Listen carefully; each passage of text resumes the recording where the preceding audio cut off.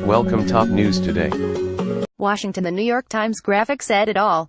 On one side, the map displayed the original boundaries for Bears Ears National Monument with 1.35 million acres in green. On the other side was the drastically scaled-down monument with less green representing 201,876 acres, thanks to a recent proclamation by President Donald Trump reducing the national monument. The Times stipulated in smaller print that the original boundaries were set in December 2016 by President Barack Obama. The date actually was Dec. 28, that is, the original boundaries were less than a year old. Activists who supported the Obama proclamation also have referred to the original lines with little or no reference to the inception date. And while it is accurate to use the term because Obama did designate the Bears Ears National Monument boundaries, when the word original is attached to land, readers instinctively think of something as really old.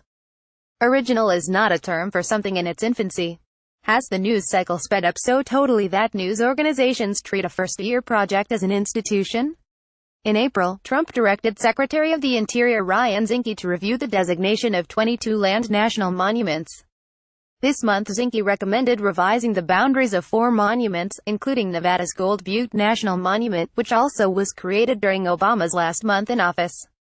The Zinke report did not specify how much land should be cut from Gold Butte, but its language on historic water rights suggests some 24 square miles would be cut from the roughly 460 square mile monument.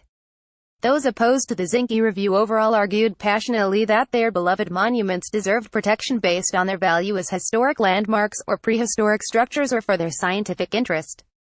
But also, underlying their arguments was the sentiment that once the government creates an entity, it has a right to exist in perpetuity.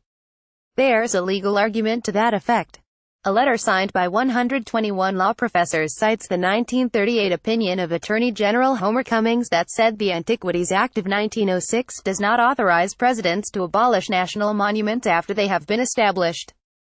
The act vests the president with the power to create national monuments but does not authorize subsequent modification, the 121 law professors wrote.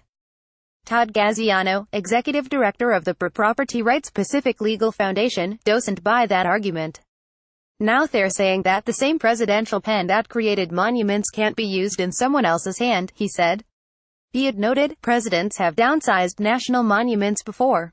President Dwight Eisenhower cut the Great Sand Dunes National Monument and President Harry Truman halved the Santa Rosa Island National Monument. Zinke presented his decisions as representative of voter opinion. Meetings held before Obama signed the monument proclamations, his final report noted, often were packed with advocates organized by non-governmental organizations (NGOs) to promote monument designations. Ditto the public comment process. A Salt Lake Tribune poll did find that 51% of Utahns deemed Bears Ears to be too big.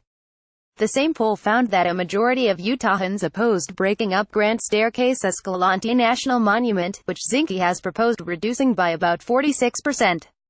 All of Utah's elected officials in Washington supported Zinke's recommendations.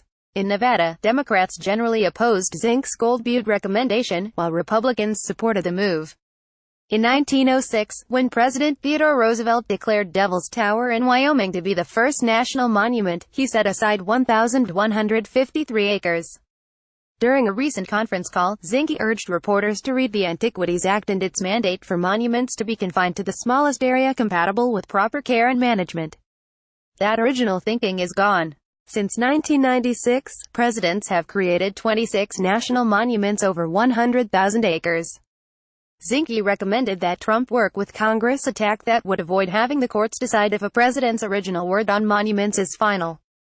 Constituencies emerge for every government program, Gaziano observed, and they will fight change. There's another saying, popular in the Obama White House elections have consequences. Copyright 2017 creators, Calm.